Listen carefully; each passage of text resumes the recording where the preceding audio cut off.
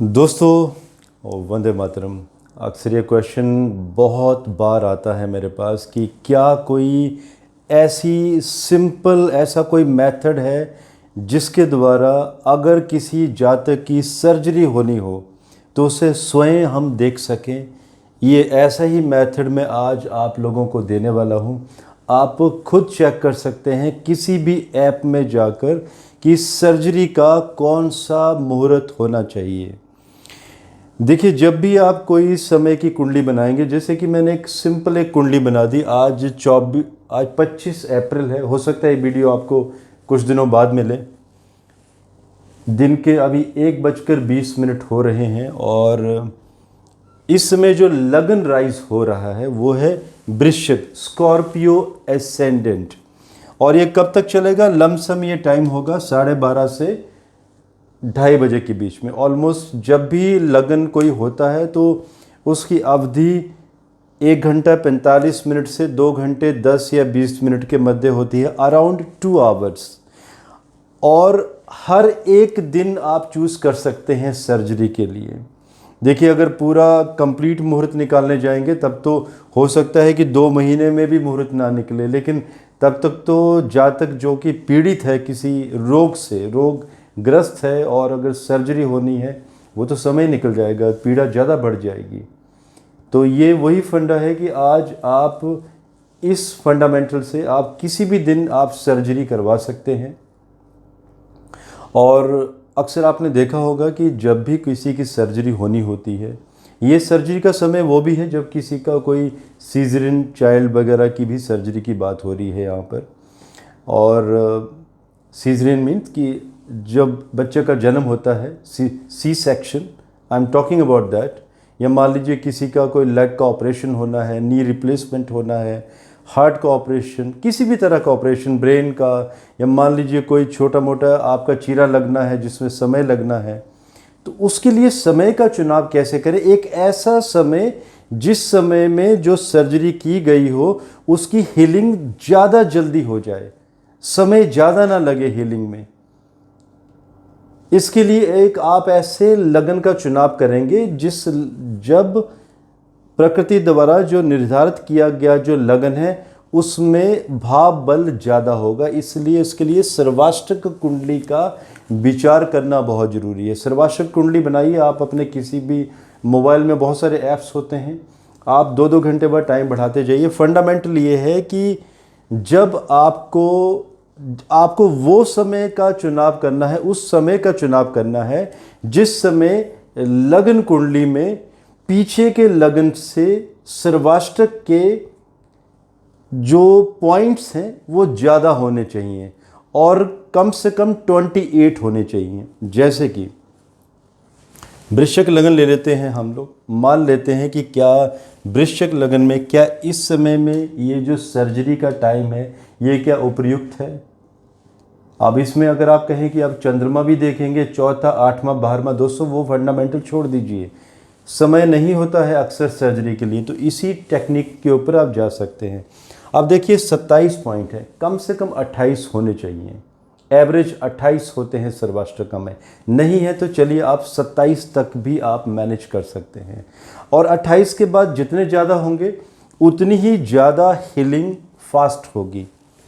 पिछले घर में कितने हैं? 24 पॉइंट, मतलब इससे पीछे वाले घर में पॉइंट कम है, तो इस घर में ज़्यादा हुए, तो ये समय सही रहेगा। इस समय में सर्जरी की जा सकती है। सिमिलरली अगर हम आगे की बात करेंगे कि धनु लगन, डेफिनेटली अभी 2:20 के बाद धनु लगन शुरू हो जाएगा और ये रहेगा ऑलमोस्ट 4:20-25 तक। तो जो धनु लगन है, अब ये देखिए कि उससे जो पीछे वाला घर है उसमें कितने पॉइंट हैं। सर्वाष्टक में यहाँ पर 27 पॉइंट है, मतलब इस घर से कम पॉइंट हैं।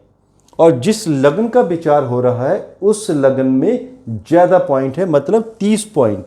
तो ये समय बेहतर हुआ सर्जरी के लिए, बेस्ट टाइम। इस समय से भी ये ज़्यादा बेहतर।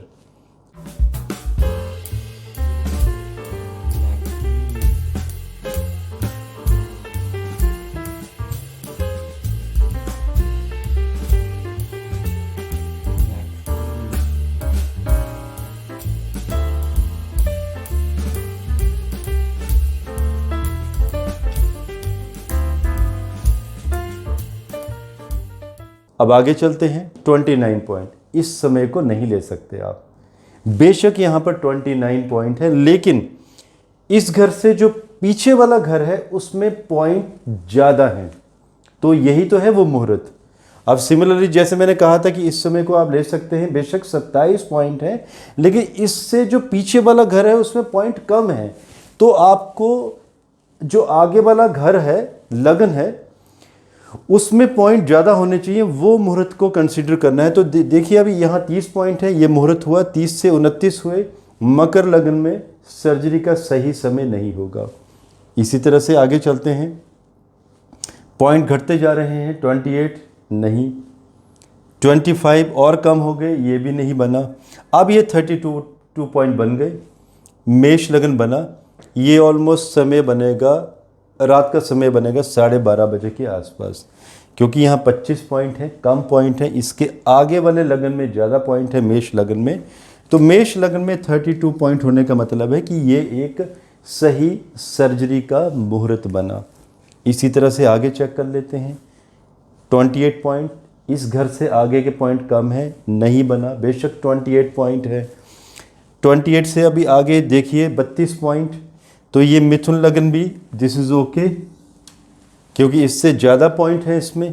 अब आगे का घर पॉइंट कम होते गए, 23 पॉइंट, इसमें नहीं हो सकती सर्जरी।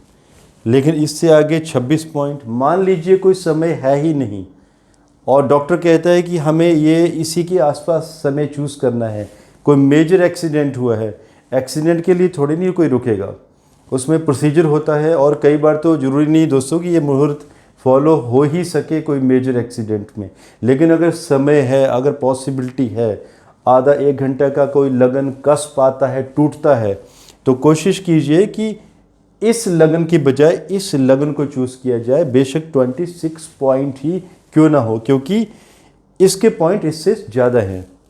सिमिलरली ये यहाँ पर बेस्ट पॉइंट 33, तो इस पूरे दिन में कन्या लगन सबसे अच्छा स्कोर माना गया है।